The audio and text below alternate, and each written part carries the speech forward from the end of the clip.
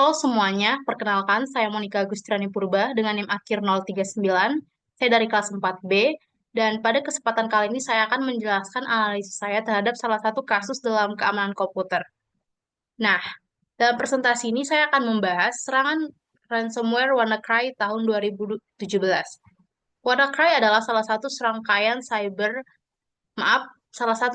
cyber terbesar dalam sejarah yang menginfeksi ratusan ribu komputer di seluruh dunia, menyebabkan kerugian miliaran dolar dan mengganggu layanan vital seperti rumah sakit, perusahaan, dan instansi pemerintah.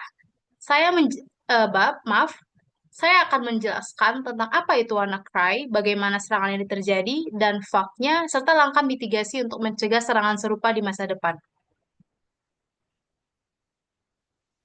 Oke, pertama sekali kita harus pahami apa itu WannaCry. WannaCry adalah jenis ransomware yang mengunci data korban dan meminta tebusan dalam Bitcoin. Serangan ini menyebar dengan sangat cepat karena mengeksploitasi celah keamanan di sistem operasi Windows yang disebut Eternal Blue. Serangan besar terjadi pada 12 Mei 2017 dengan lebih dari 200 ribu komputer di 150 lebih negara terinfeksi. Rumah sakit, perusahaan, dan lembaga pemerintah lumpuh karena sistem mereka terenkripsi dan tidak bisa diakses. Serangan ini akhirnya dihentikan pada 14 Mei 2017 ketika seorang peneliti keamanan menemukan Killwitch, yaitu dominan tersembunyi yang dapat menghentikan penyebaran WannaCry. Ada beberapa penyebab utama yang membuat serangan WannaCry sangat berbahaya. Pertama, adanya celah keamanan di Windows yang disebut Eternal Blue. Microsoft sebenarnya sudah merilis update untuk menutup celah ini, tapi banyak sistem yang tidak terperbarui, terutama di organisasi besar. Kedua, kurangnya kesadaran akan keamanan cyber. Banyak perusahaan dan institusi yang tidak memiliki kebijakan keamanan yang baik, seperti firewall yang kuat atau sistem deteksi malware. Ketiga, tidak adanya backup data yang memadai, sehingga ketika ransomware menyerang, data yang terenkripsi tidak bisa dipulihkan tanpa membayar tebusan. Terakhir, kemampuan WannaCry untuk menyebar secara otomatis di jaringan, membuat virus ini menyebar sangat cepat ke seluruh dunia. Oke, dampak dari serangan WannaCry sangat luas. Salah satu yang paling terdampak adalah rumah sakit atau NHS, di mana banyak sistem, maaf, rumah sakit sakit di Inggris yaitu NHS, di mana banyak sistem komputer yang terkunci, menyebabkan ribuan operasi dibatalkan. Selain itu, kemungkinan kebocoran data sangat besar, karena peretas bisa saja mencuri informasi penting sebelum menginskripsi sistem.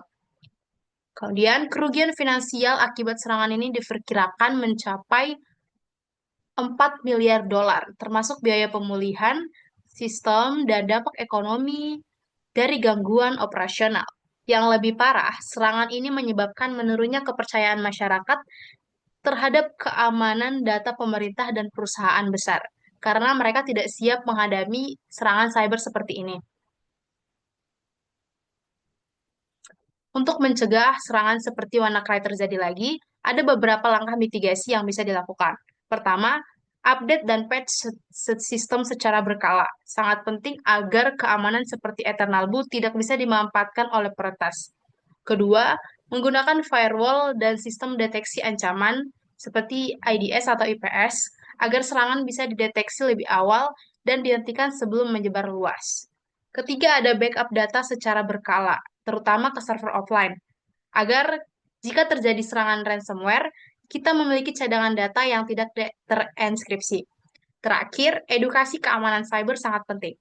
Banyak serangan cyber berhasil kelalaian pengguna, seperti mengklik tautan berbahaya atau mengunduh file dari sumber yang tidak dipercaya.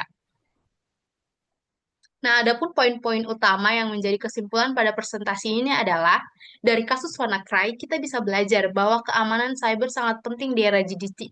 Maaf, keamanan cyber sangat penting di era digital. Jika sistem tidak diperbarui dan tidak ada perlindungan yang cukup, dampaknya bisa sangat besar, seperti terjadi pada rumah sakit, perusahaan, dan instansi pemerintah di seluruh dunia.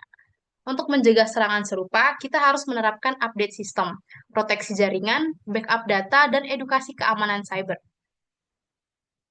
Demikianlah presentasi yang boleh saya sampaikan. Saya ucapkan terima kasih.